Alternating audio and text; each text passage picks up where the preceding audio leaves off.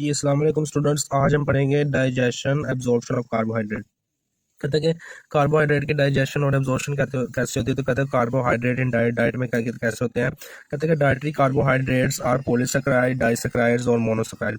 Polysaccharides कहते हैं are present in all non animal food particular grain starch. Disaccharides जो है वो शुगर कैन, जैसे कि सुक्रोज शुगर कैन।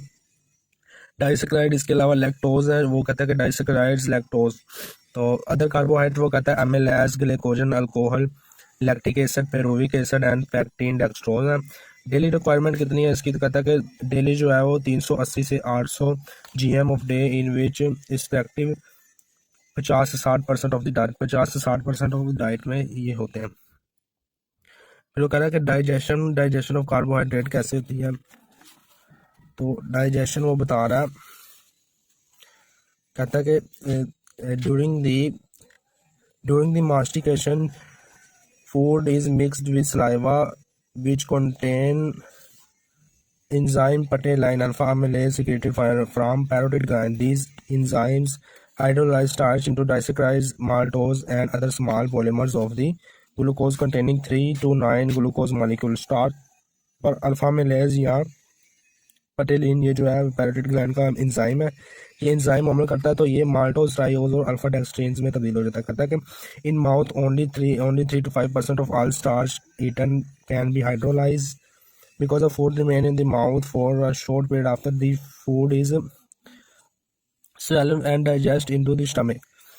फिर कह रहा है कि by alpha amylase continues in the stomach for as long as 1 to 3 hours after which can activate alpha amylase is blocked. Alpha amylase के तीन घंटों के बाद ब्लॉक कर दिया जाता है bye acid gastric juice. Acid gastric juice से ये इसका एक्शन खत्म हो जाता है। कहता है कि optimum pH of the activity of this enzyme is 6 to 7 but because inactive at the pH of 4.0।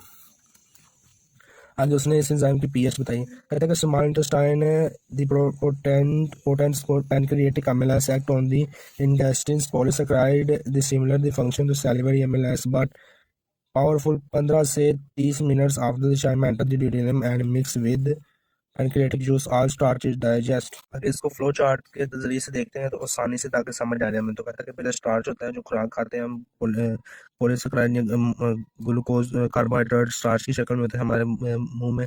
तो इस पर जो है वो अल्फा अमेलेज या पटेलिन जो कि पैरोटिड ग्लैंड से खारिज होता है। पैरोटिड ग्लैंड का एंजाइम है जो कि अल्फा अमेलिज और पटेलिन है, इस पर अमल करता है। तो ये माल्टोज, ट्राइओज, डेक्सट्रीन में जो है वो कन्वर्ट हो जाता है। फिर जब इस पर पैनक्रियाज में जाता है, पैनक्रियाज के एंजाइम कौन सा है, पैनक्रियाटिक अमिलेज इस पर अमल करता है। तो ये जो है वो आगे पैनक्रियाटिक एंजाइम कितनी देर तक अमल करता है, वर्क ओनली 15 से 30 मिनट इस पर अमल करता है। जबकि अल्फा अमिलेज जो है वो 3 से 5% जो है वो इसको तोड़ता है खुराक को, और 1 से 3 घंटे जो है वो स्टमक में काम करता है। और ब्लॉक कैसे होता है, गैस्ट्रिक जूस मैदे के जो है वो तो ज़्यादा 3 घंटे के बाद इसके फंक्शन को रोक देता है। इसकी एमिलेज की पीएच वो बता रहा है कि 4.0 इनएक्टिव होती है, जबकि एक्टिव कब होगी 6 से 7 पीएच जब होती है तो ये एक्टिव होता है। फिर पैनक्रियाज से अल्फा एमिलेज इस पर अमल करता है। फिर आगे ये इंटेस्टाइन में चला जाता है। इंटेस्टाइन में कौन कौन से एंजाइम होते हैं, dextrinase plus maltase plus sucrase, ये 3 एंजाइम इंटेस्टाइन के। और ये जो है वो कहता है कि मौजूद एंजाइम माइक्रोविली में होते हैं जो कि ब्रश तोड़ ऑफ द लूमन होता है सुराख ऑफ द इंटेस्टाइन के सुराख। कहता है कि ये एंजाइम माइक्रोविलाइन, उसमें छोटे छोटे बाल होते हैं आंतों में, उसमें कहता है कि ये brush border of the lumen होता है सुराख ऑफ द स्मॉल इंटेस्टाइन, उसमें होते हैं। तो कहता है कि ये जो है वो ग्लूकोज में इसको कन्वर्ट कर देते हैं आखिरी स्टेज पर। नेक्स्ट इसको ये जो टेबल है, अगर आप इधर से टेबल से सारे याद कर लेते हैं तो ये पैराग्राफ आपको पढ़ने की जरूरत नहीं पड़ती। कहता है कि ये टेबल से देखकर हो जाता है। फिर कह रहा है कि hydrolysis by intestine epithelial enzyme. तो intestine epithelial enzyme hydrolyse saccharide and small glucose polymer into monosaccharides.